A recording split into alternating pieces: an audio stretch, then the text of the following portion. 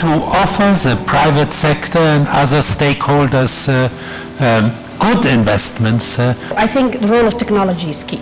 Really understanding what works and what doesn't work. This region has the opportunity to shine a beacon of light across the world.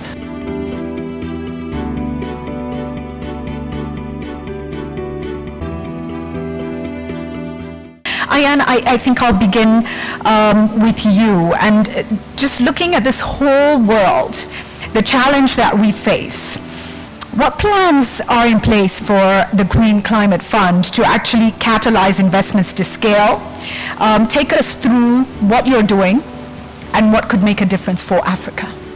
The Green Climate Fund is actually the largest fund dedicated to climate change, and at this particular point we have approved almost 5 billion USD to developing countries to support them in fast track developing countries towards low carbon and climate resilient development.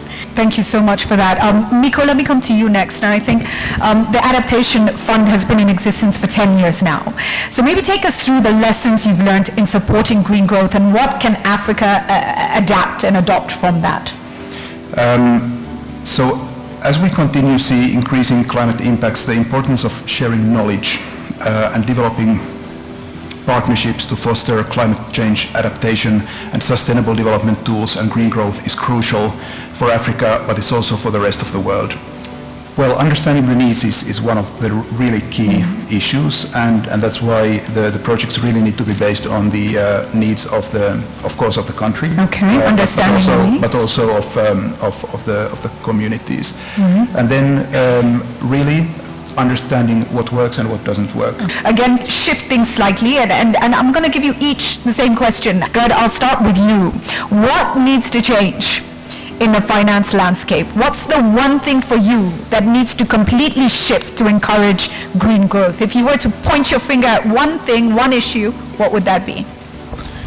The biggest challenge which we have is to offer the private sector and other stakeholders good investments so that we can showcase that investments in the green economy are not only investments which are good for society, but they are also investments good for a company. And I think that is one of the major challenges. Let's take a chance, let's make some strategic bets, and let's see what we can achieve, both in terms of returns as well as impact, to really making that difference. But we need to really do new things, new innovations that have not been tested before. That involves risks. Okay. And then how to create the opportunities for taking that risk in the scope of climate action. Thank you so much. Ayan? I think the role of technology is key. Amal, you have the final word. It is incredibly hard to run a business anywhere in the world. It's a huge challenge, and I think we mustn't underestimate how difficult that challenge is. The private sector can't go everywhere and shouldn't go everywhere because in some places markets don't work. But I think we do have this promise of getting it right now, and I think where we are today, this region has the opportunity to shine a beacon of light across the world about what could happen in this context, and I'm personally very excited. New financial paradigms of financing that we basically rely on private sector and as a main source of funding.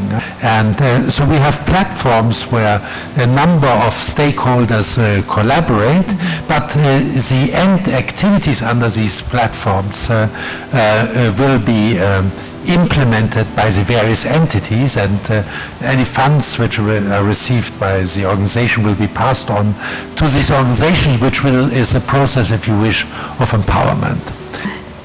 I think energy is important because it's a backbone of many things. You need energy for you to cut your hair, you need energy to extract water, you need energy to irrigate your agriculture. So in the context of Africa, which is on a development path, energy becomes important. We should not forget that when we're talking about climate resilient, there are a lot of people also on this continent that live in the most vulnerable communities, but it's going to take some time, and just to remind that there is still a need for grant-based financing for these types of challenges that we are seeing. Thank you. I couldn't think of a better way to end this panel. Can we give all the panelists a round of applause? And thank you so much to all who contributed from the floor. Ladies and gentlemen,